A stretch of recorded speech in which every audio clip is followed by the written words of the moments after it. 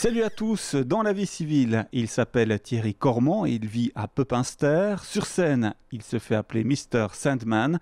Cet homme de spectacle qui pratique la magie depuis une quinzaine d'années, entre autres disciplines, s'est lancé il y a 3-4 ans dans l'hypnose de spectacle après avoir rencontré Mesmer sur un plateau de télé. Aujourd'hui, ce parfait autodidacte est le seul hypnotiseur de spectacle en Belgique francophone. Il écume les scènes de Belgique, mais aussi de France. Il sera au Touret à Sainte-Cécile le samedi 2 juin prochain. Et c'est d'ailleurs au Touret que nous avons le plaisir de le rencontrer. Bonjour Thierry ou Mr. Sandman. Thierry. On va dire Thierry.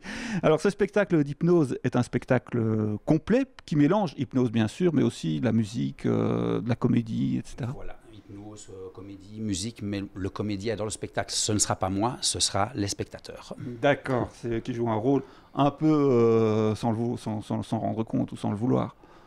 On a toujours le choix quand on est sous hypnose, mais certains auront des réactions assez amusantes. D'accord. À la base, tu es magicien. Je suis magicien. Alors, c'est une activité que tu pratiques depuis 15 ans. À peu près, oui. Voilà. Comment est venu ton intérêt d'abord pour la magie? Alors, comme tout le monde en magie, tout gosse qu'on est, on a notre première boîte de magie. Et puis, on a vu tous Garcimore aussi à la télévision avec ses petites souris. Donc, forcément, on a un amour qui arrive pour la magie. Et puis après, on a envie d'aller plus loin. Dans mon cas, malheureusement, je voulais aller plus loin. Mes parents ne m'ont pas suivi dans l'histoire spectacle parce qu'il fallait avoir absolument un vrai travail. Le spectacle, ça ne nourrissait pas son homme. Et puis, je suis arrivé, j'avais 30 ans quand je suis arrivé, à peu près 30 ans quand je suis arrivé vers la magie. Voilà, et qu'est-ce que tu as fait entre-temps alors? Oh, j'ai fait plein de choses. Au départ, j'ai une formation de cuisinier. Ah oui. Donc voilà, j'ai travaillé dans l'Horeca, donc dans plusieurs restaurants. J'ai fait plusieurs métiers et alors j'ai mal tourné après. Je suis devenu un peu policier. Ah voilà. Bon, tu pratiques aussi d'autres disciplines artistiques, hein, quelques-unes d'ailleurs. Donc voilà, au niveau, il y a la magie, puis il y a tout ce qu'on appelle les arts annexes.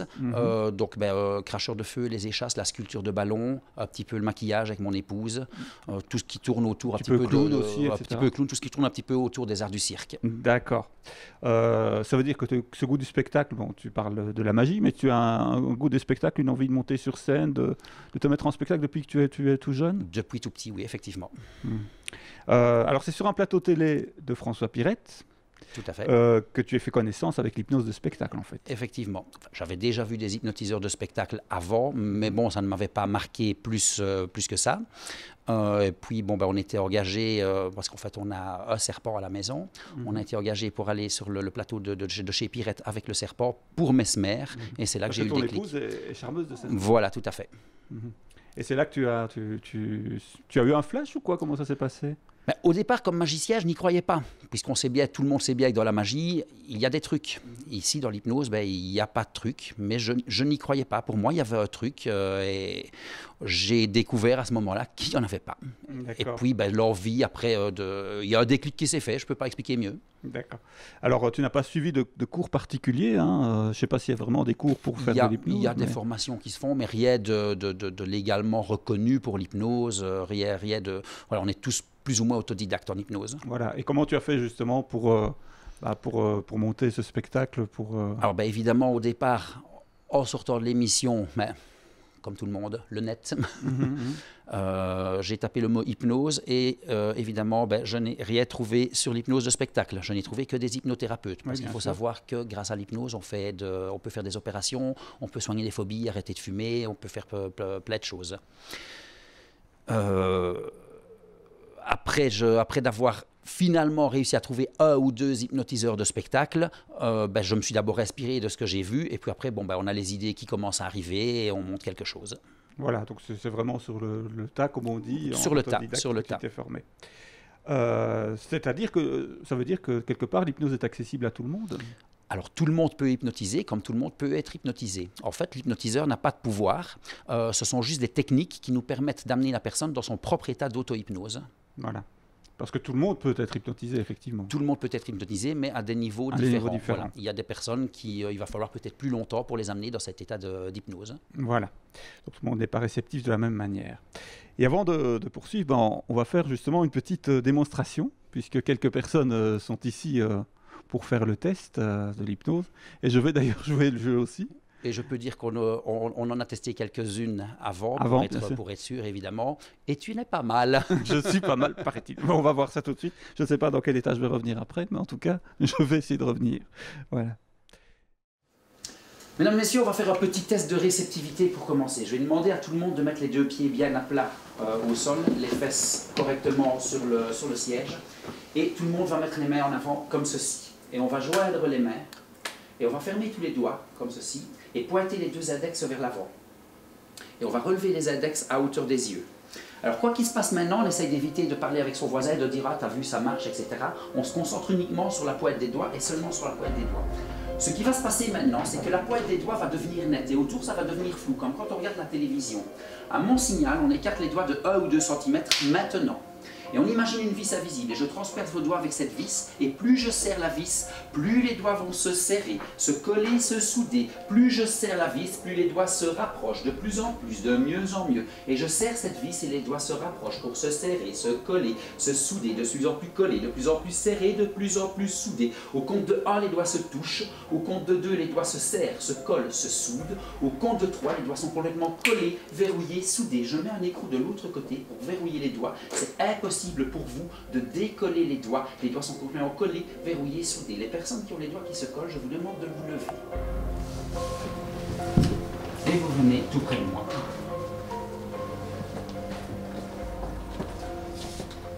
Super. Alors on va commencer par notre animateur préféré, évidemment. Hein. Alors tu peux décoller les doigts, ok, sans problème. Tu me regardes.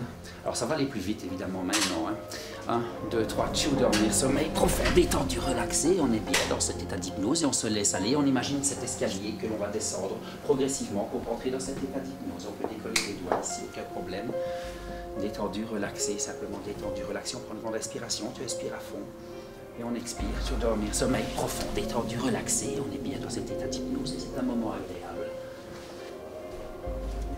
Ici, comme ceci, voilà, on peut décoller les doigts sans problème. Tu dormir, sommeil profond, détendu, relaxé, et on est bien, c'est un moment agréable. Et on peut décoller les doigts sans problème. Tu dormir, sommeil profond, détendu, relaxé, on est bien.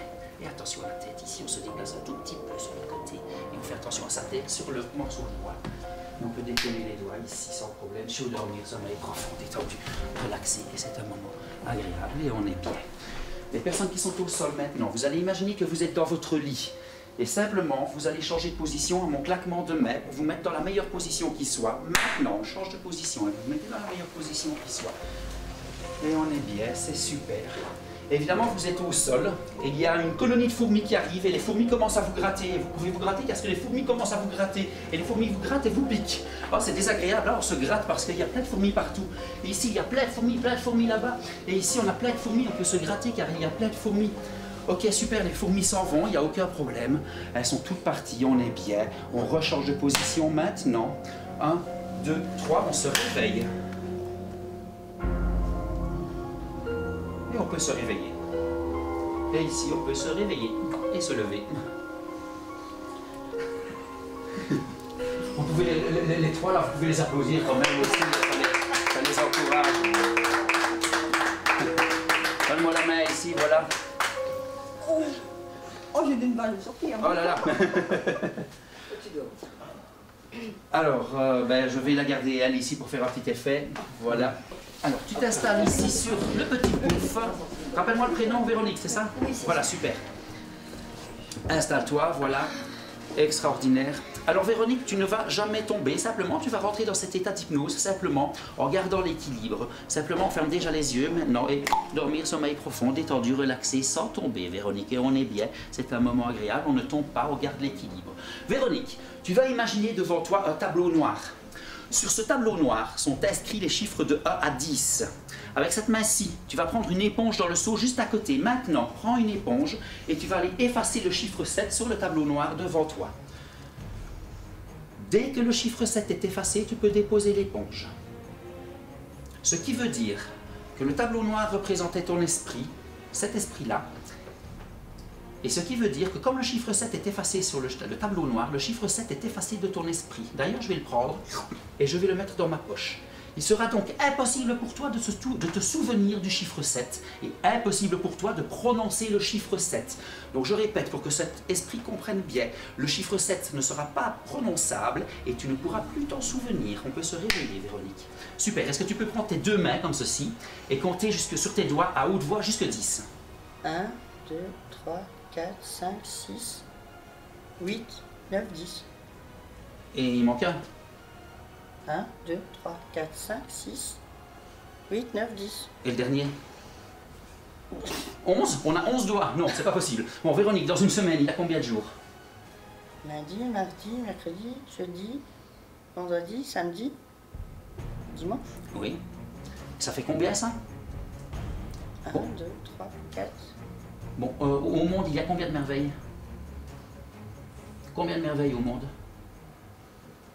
Je sais pas. Blanche-Neige et lait? Il y a quoi avec Blanche-Neige? Les nains? Oui, mais ils sont combien les nains? Ah, ils sont beaucoup, hein. Ils sont petits en tout cas, hein, ça on peut le dire. 5 plus 3, 5 plus 3. 8. Oui, et 5 plus 2? Tu le sens tomber, tout dormir, sommeil profond, détendu, relaxé, sans tomber. On est dans cet état d'hypnose et on est bien. Je reprends le chiffre 7. Et je le remets dans ton esprit, tout simplement, et tu peux de nouveau te souvenir de ce chiffre, et tu pourras absolument le prononcer, il n'y a aucun problème, et on va se réveiller au compte de 3 avec une belle énergie, un grand sourire, 1, 2, 3, on se réveille. Est-ce que tu peux reprendre les mains comme ceci, et compter jusqu'à 10 à haute voix?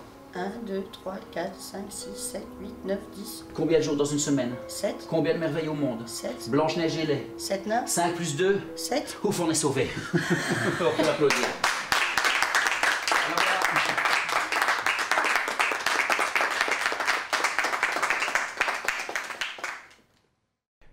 Alors Thierry, Mr. Sandman, tu as pris ce nom de scène, Mr. Sandman, pourquoi? Alors, au départ, j'avais choisi un autre nom qui était Charcot, avec un SH. Pour faire quoi? Pour faire allusion à Jean-Martin Charcot, qui s'écrit avec CH. Jean-Martin Charcot, qui était un hypnothérapeute, un des camarades de jeu de Sigmund Freud. Et il avait la faculté de pouvoir hypnotiser des personnes avec des décharges électriques en leur mettant les pieds dans des bassines d'eau. J'ai d'abord travaillé 3 ou 4 mois sur ce nom-là. Et puis, pas de chance. Il y a un groupe de musique qui s'appelle Charcot. Oui, tout à fait. David Bartholomé, salut David, qui est tout à fait sympathique. Et que ça le dérangeait un petit peu, donc je lui ai dit, bon, écoute, voilà, il n'y a que 3-4 mois que j'ai commencé sous ce nom-là, il n'y a pas de problème, on change. Et on a cherché, et puis c'est mon épouse qui a trouvé Mr. Sandman, parce que Sandman, c'est le marchand de sable, en fait, c'est celui qui endort avec le sable. Voilà, ça allait de soi, donc.